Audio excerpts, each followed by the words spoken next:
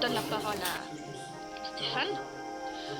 Alors, ce que vous devez retenir comme élément principal et comme défi principal pour nous tous, c'est que l'accord de Paris représente un tournant et c'est un tournant qui, en fait, conditionne le futur de nos enfants. Donc, il s'agit du futur très proche, voire imminent. Donc, c'est un avenir où le monde va évoluer vers une utilisation différente des ressources et vers un nouveau type de production. Donc, en fait, l'économie bas carbone, on espère que cette économie deviendra très rapidement une réalité. D'ailleurs, selon les indicateurs économiques, ça commence à arriver. Et avant donc de terminer avec cette première partie bulgare de l'intervention, je voudrais donc en fait souligner certains points positifs et certains points négatifs de l'accord de Paris. Donc au niveau global, on prévoit un pic des émissions. Donc d'ici, le pic aura lieu d'ici 2019. Donc ça fait déjà 3 décennies qu'on essaye de régler ce problème et les émissions ne cessent d'augmenter. Donc le monde aujourd'hui sait très bien qu'il faut tout simplement arrêter. Donc il faut limiter 1,5 degré. Donc l'augmentation de la température ne peut-être que ça pourrait pas se faire. Donc la limite supérieure obligatoire c'est 2 degrés. Autre chose importante, c'est que nous, en tant que société civile, nous sommes peut-être très actifs, nous poursuivons nos objectifs, donc nous voulons influencer les politiques vertes, et finalement, tous les 5 ans, nous allons obliger donc tous les intervenants dans ce domaine-là d'agir grâce à des plans concis et clairement définis. Donc en Bulgarie, ça commencera dès le mois prochain. Donc en fait, on va essayer de trouver les 100 milliards de dollars nécessaires pour donc il s'agit de 100 milliards par an. Ça a été décidé il y a quelques années, mais en l'espace de 3 ans, on a réussi à collecter 15 milliards. Et autre élément clé, les nouvelles technologies et leur financement. Dans le sens donc partie développée du monde vers la partie en voie de développement du monde. Mais là, en fait, ce développement, la responsabilité pour ce développement va être partagée. L'un des points négatifs et donc l'un des éléments critiquables de l'accord, c'est que un nombre assez important des objectifs ne sont pas contraignantes pour les différentes parties.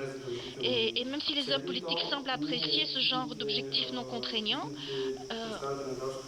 nous, en tant que représentants donc, des ONG, de la société civile, nous sommes convaincus que seuls les objectifs contraignants pourraient garantir l'obtention de résultats tangibles. Mais en fait, l'accord, ce consensus qui concerne donc le monde entier, eh bien, ça permettra d'influencer donc le processus, même si 6 mois plus tard, il y a certaines parties qui ont commencé à faire un petit peu marche arrière. On entend comme ça certaines voix, mais en tout cas, les éléments obligatoires sont extrêmement importants. Et finalement, l'économie bas carbone, telle qu'elle a été définie comme objectif pour l'Europe, ça s'est fait en 2011. Donc en fait, pratiquement personne en Bulgarie n'est au courant donc de la feuille de route. Mais dans ce domaine-là, l'Europe joue le rôle de brise-glace, y compris en Bulgarie. Nous avons cette tendance-là.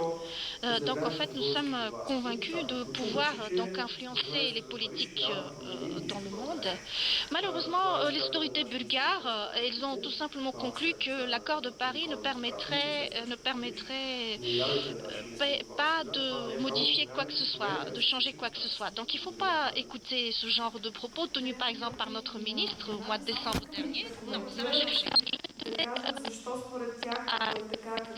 et à Guergues, qu'ils donnent leur point de vue. Selon eux, ce mode de penser, d'agir, ce type de comportement, en quoi est-ce qu'ils vont nous être utiles pour donc mener cette lutte contre le climat. Ça, c'est un petit peu ridicule comme formulation, mais en fait, de faire face à ce monde qui effectivement nous surprend à chaque instant. Donc je vous propose, de répondre très rapidement pour qu'on puisse ensuite vous donner la parole à vous, donc le public. Alors, une minute, voilà, une minute pour moi et une minute pour Gennady. Pour moi, la situation est très claire. Donc, cette année, ça fait déjà exactement 30 ans que je travaille sur la protection de l'environnement. Ce sont les études que j'ai faites, c'est mon métier. Cette longue expérience m'a enseigné que uniquement donc l'action directe, à l'égard de tous ceux qui nous entourent, nos proches, notre famille, etc. Lorsque par exemple, lorsque j'étais très jeune, effectivement, je me battais avec les enfants qui voulaient tout simplement rompre les arbres qui venaient d'être plantés. Aujourd'hui, je fais ça avec les étudiants.